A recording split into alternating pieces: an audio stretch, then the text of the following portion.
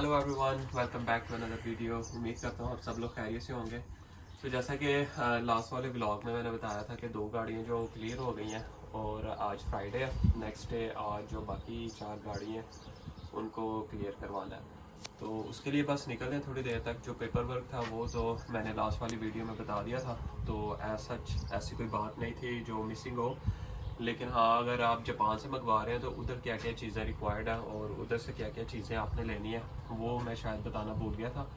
तो उन चीज़ों को आज वाली वीडियो जो मैं वो कवर करेंगे।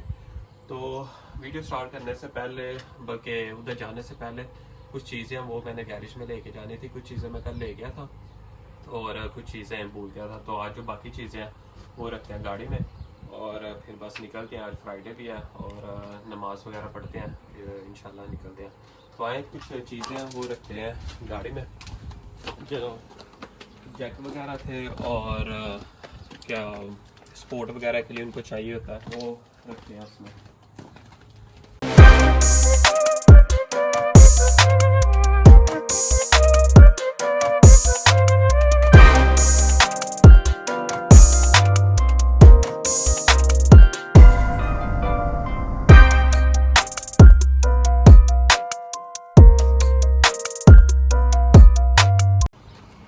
जंप लीड पड़ी हुई थी, इसको एक गाड़ी है वो स्टार्ट नहीं हो रही थी, तो इसको ऐसे ही रहने देते हैं क्योंकि अभी ज़रूरत पड़ेगी इसकी। मुझे इसको पैक करके ना इसमें रखना था, तो मैंने ऐसे ही रख दी थी। तो गाड़ी का भी कुछ सफाई होने वाली है।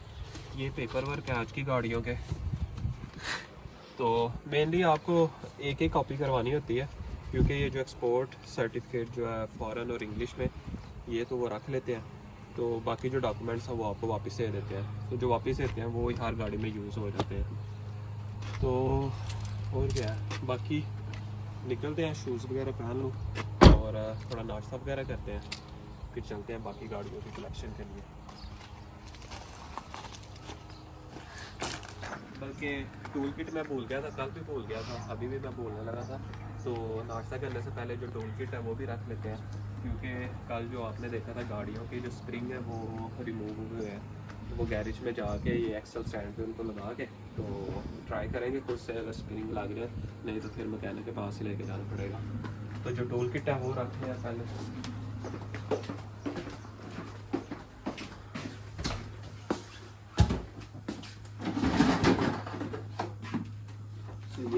टूल बॉक्स है, इसमें बस ज़्यादा तो नहीं, कुछ जो डेली यूज़ वाले टूल होते हैं वो इसमें होते हैं। बाकी जो मेन टूल है उसके लिए दोस्त ने एक किट ऑर्डर की हुई है, तो that's gonna be very helpful. But वक्ती तौर पे इसको यूज़ करेंगे। इसको रखते हैं गाड़ी में। कि 10 इंच होपफुली यही था सारा कुछ, और करते हैं नाश्ता। बाकी फिर इंशाल्लाह आपसे मिलते हैं उधर जाके। अभी बस यार्ड पे आ गए और आज तो टो ट्रक वाला मुझसे भी पहले आ गया। अभी बस कीज़ वगैरह वो लेते हैं और जाके जो गाड़ियाँ वो कलेक्ट करते हैं। इसमें से की लेना।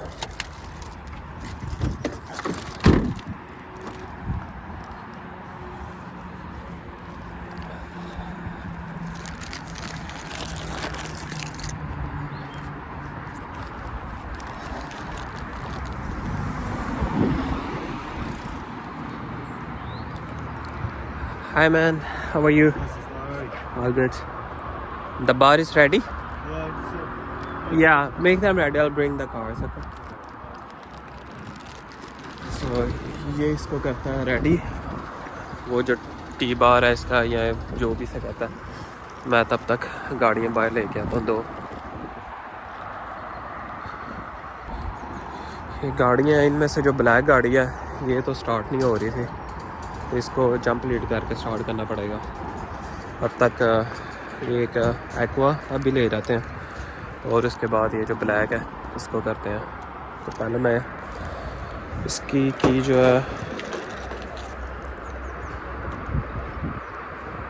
ये नहीं है,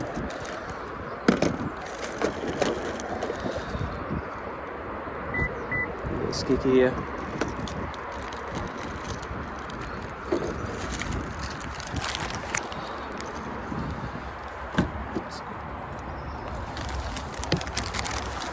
इसको करते हैं स्टार्ट और पहले इसको लोड करते हैं फिर ब्लैक वाली को।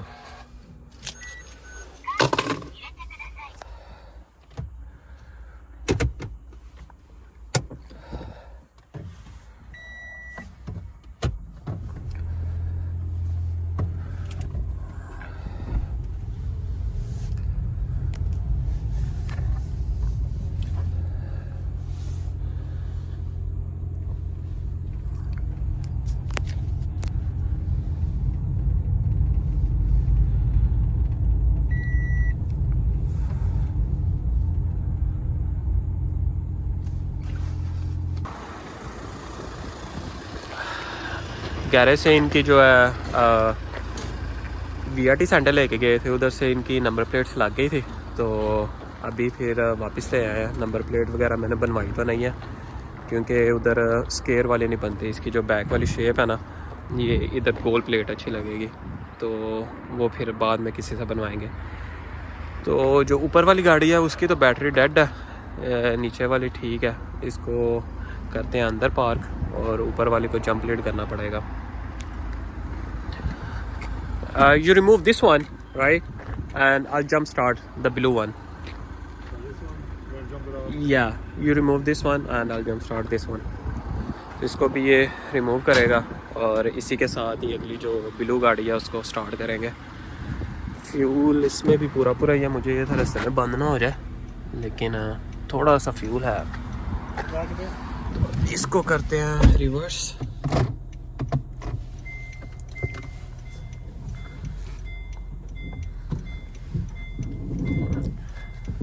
अभी वो कर देगा सेट न्यूट्रल में करके, तो इसको करते हैं। ये इसकी जो टी बार है या इसका जो फ्रेम है इसको करता है रिमूव, तो फिर इसके साथ ही अगली गाड़ी को जंप लीड करते हैं। बाकी मैं अपनी गाड़ी यहाँ पे छोड़ के जाऊँगा क्योंकि 2 गाड़ियाँ और उधर खड़ी हैं, उनको भी लेके आना है। और इस गाड़ी की एनसीटी है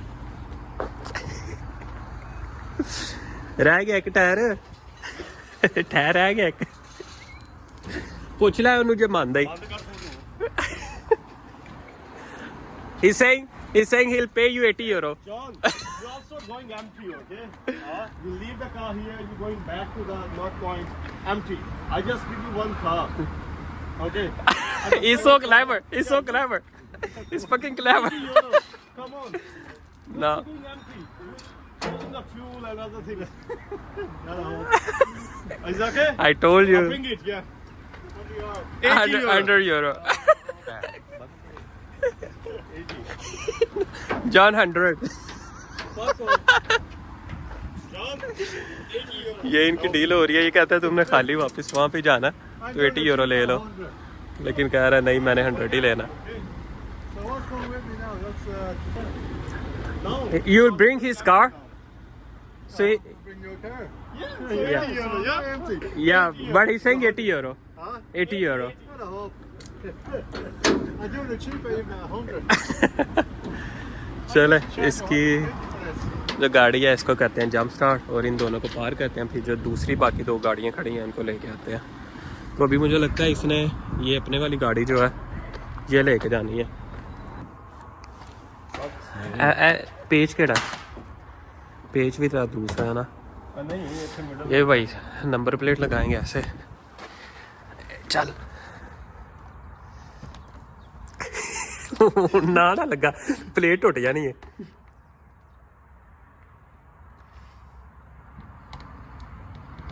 हाँ तो तेनों चल चल कुछ नहीं होंदा, इधरों फिर एडजस्ट कर लांगे ना। बिस्मिल्लाह, हाय मां सदके जाए। दबा दे ਉਹਨੂੰ ਇੱਕ ਵਾਰੀ ਦਬਾ ਕੇ ਰੱਖ, ਚੱਲ ਜਾਣ ਦੇ। शाबाश, नहीं ना गया पुत्र, अगे लोया जाना ही नहीं, प्लेट टुट जानी डील। वाह जबरदस्त जबरदस्त। ठीक है बस, ठीक है। ਹੁਣ तो इतने एक गलती की, पता की ਜਿਹੜਾ ਵਾਈਟ ਵਾਲਾ ਸੀ ਨਾ, ਹਾਂ ਇਹ ਅੱਗੇ ਲਾਉਣਾ ਸੀ ਕਿ ਉੱਤੇ ਉੱਤੇ ਜਾਣਾ ਮਾਮੂ। ਹਾਂ ਵੇਖ ਡਬਲ ਠੀਕ ਹੈ ਕੋਈ ਨਾ। अच्छा इसके ऊपर ये आ गया।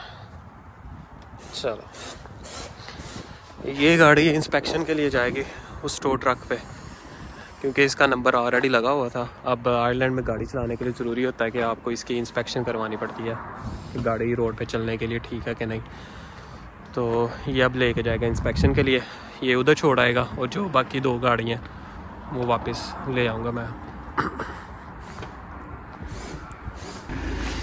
ये गाड़ी अब लेके जाएगा इंस्पेक्शन सेंटर और उधर इस गाड़ी को ड्रॉप करेगा। इसकी तब तक इंस्पेक्शन हो जाएगी और मैं अपनी जो तो गाड़ी है वो उठा लूँगा बाकी जो। तो अभी बस मैं और अदील इस गाड़ी पे चलते हैं, इसको फॉलो करते हैं और फिर उधर जाके गाड़ी जो है वो पिक करते हैं और वापस यहाँ ला के खड़ी करते हैं। अपनी गाड़ी मैंने यहाँ ही छोड़ी है, तो बस अदील के साथ चलते हैं।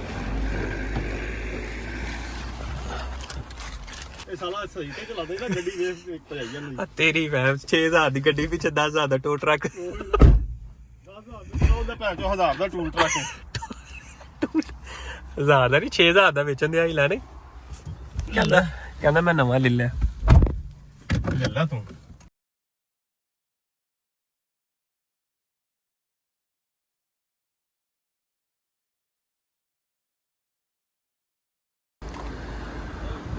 गाड़ी ये इधर ले आया और एक गाड़ी ये वाली है और एक वो एक्वा है। गाड़ी 68,000 किलोमीटर चली है, लेकिन गाड़ी की कंडीशन चेक करें, कहीं पे भी कोई मिट्टी कुछ भी नहीं, ऐसे जैसे अप्लाइड फॉर।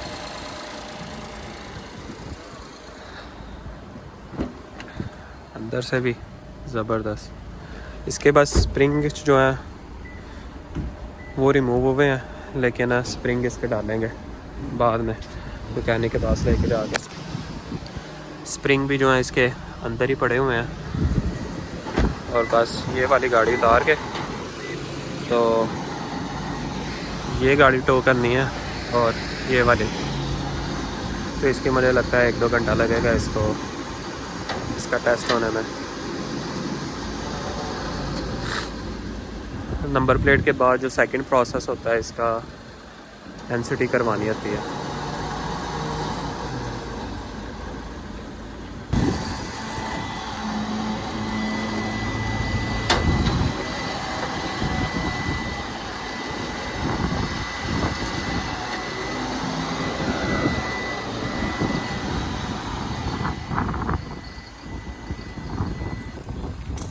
गाड़ियाँ जो है वो दोनों उतर गई हैं।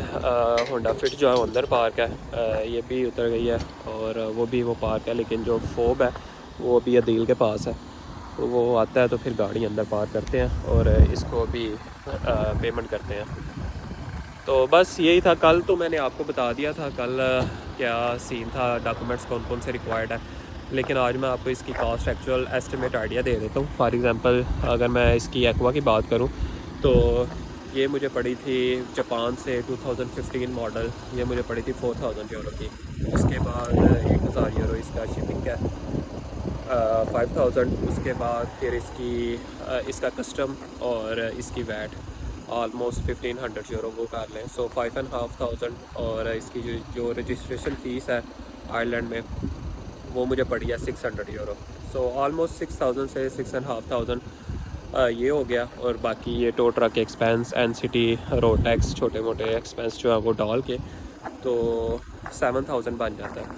तो आयरलैंड में इसकी कीमत जो है, इसकी प्राइस जो है आयरलैंड में इस वक्त होगी 8,000 समथिंग।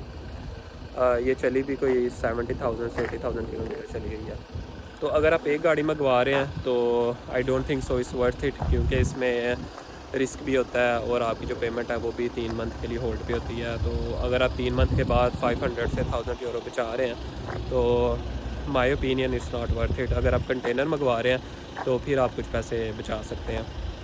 और अगर आप गाड़ी मंगवाना चाह रहे हैं तो कोशिश करें हाइब्रिड गाड़ी मंगवाएं, क्योंकि उस पर जो रजिस्ट्रेशन फ़ीस है वो कम होती है। डीज़ल पे और पेट्रोल पे जो कॉस्ट है रजिस्ट्रेशन की वो ज़्यादा आ जाती है।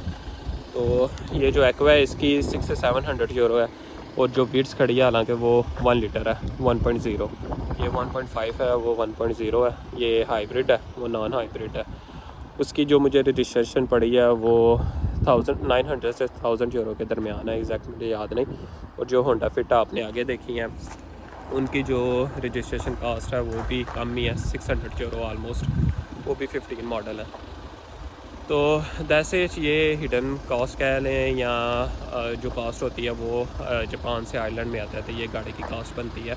जापान से तो गाड़ी सस्ती मिल जाती है, लेकिन यहाँ पे जो इसकी कॉस्ट है 50% ऑलमोस्ट उसकी कॉस्ट बढ़ जाती है। तो डिफरेंट होते हैं, कई बंदों को वहाँ से चीप मिल जाती है गाड़ी, कुछ लोग एक्सीडेंट में मंगवाते हैं, लेकिन अगेन यहाँ पे लेबर बहुत महंगी होती है। तो कोशिश करें अगर आप गाड़ी मंगवा रहे हैं तो एक्सीडेंटल गाड़ी ना मंगवाएं, साफ़ सुथरी गाड़ी मंगवाएं। जैसे ये है माशाल्लाह, इस पर कोई स्क्रैच नहीं है, कुछ भी नहीं है, क्लीन गाड़ी है। फॉर एग्ज़ाम्पल उसका कॉयल उसने रिमूव किया हुआ है, उसका कॉयल डालने के लिए 150 यूरो उसकी कॉस्ट आ जानी है। तो ये छोटे मोटे जो एक्सपेंस होते हैं जो कवर करने होते हैं। So that's all pretty much, यही थी इंफॉर्मेशन। अगर और भी कुछ भी इंफॉर्मेशन चाहिए हो अगेन आप मुझसे कमेंट में कांटेक्ट कर सकते हैं, या इंस्टाग्राम का लिंक है वो भी मैं डाल दूँगा, आप उस पर भी कांटेक्ट कर सकते हैं। तो यही इसी के साथ आज की जो वीडियो वो ख़त्म करते हैं। इंशाल्लाह मिलते हैं आपसे नेक्स्ट वीडियो में। और इस बंदा भी वेट कर रहा है, इसको भी थोड़ी पेमेंट है वो भी दें। इसका भी मैं बता दूँ, अब इस पर मैंने 6 गाड़ियाँ कवर की हैं, 500 यूरो इसका एक्सपेंस बना है, तो 500 यूरो अब इसको देना है।